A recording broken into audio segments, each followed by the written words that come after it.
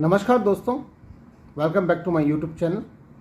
और आज हम एक बहुत ही रोमांचकारी और इतिहास के एक बहुत पुराने तथ्य के बारे में बात करेंगे। यहाँ पे जब एक सिंपल सा साधारण सा एक आदमी, जूते चप्पल पहनने वाला, धोती पहनने वाला एक आदमी देश की एक बहुत बड़ी नेता इंदिरा गांधी को धूल चटा दी थी। तो ये बात है 1977 की। लेकिन 1977 में जाने से पहले हमें थोड़ा सा 2 साल पहले जाना पड़ेगा। 1975 में 1975 में जब देश में इमरजेंसी घोषित कर दी गई थी, आपातकाल लगा दिया गया। और इस आपातकाल के कारण अखबारों पर सेंसरशिप थी, नेताओं की गिरफ्तारी की जा रही थी, सारे अधिकार, नागरिकों के सारे अधिकार छीन लिए गए थे। यदि हम शॉर्ट में गए, बहुत संक्षिप्त में कहें तो तानाशाही चल रही थी देश में। 1977 में 2 साल के बाद, आपातकाल के बाद चुनावों की घोषणा की गई। लोगों में बहुत गुस्सा था और भूख थी बदलाव की।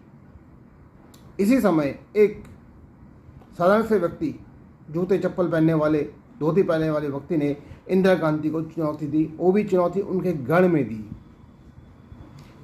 इंदिरा गांधी, इससे लोगों का ये मत था कि ये आदमी तो हारेगा ही, लेकिन हाँ, चुनाव की टेंशन इंदिरा गांधी को भी थी। लेकिन जो हुआ वो उसने पूरे देश को हिला दिया। चुनाव का नतीजा आया,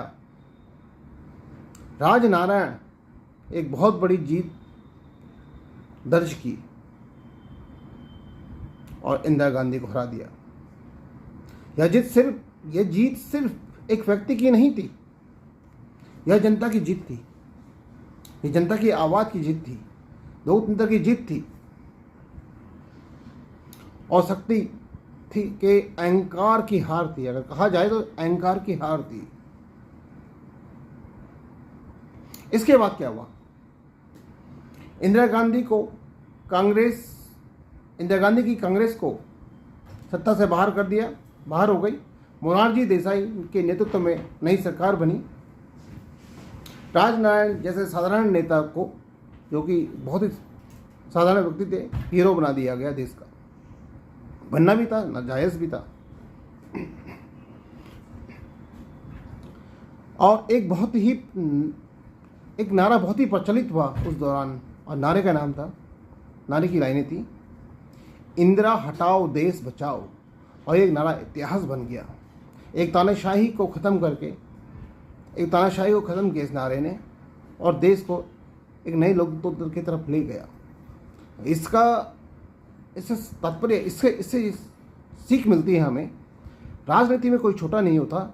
जनता की ताकत, सच्चाई और साहस अगर साथ हो तो राजनारायण जैसे छोटे से चप्पल पहनने वाले, धोती पहनने वाले व्यक्ति भी इंदिरा गांधी को हरा सकता है।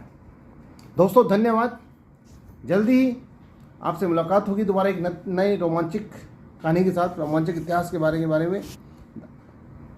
यदि आपको पसंद आए तो कमेंट कीजिए, सब्सक्राइब कीजिए, और जल्दी ही मिलते हैं। धन्यवाद।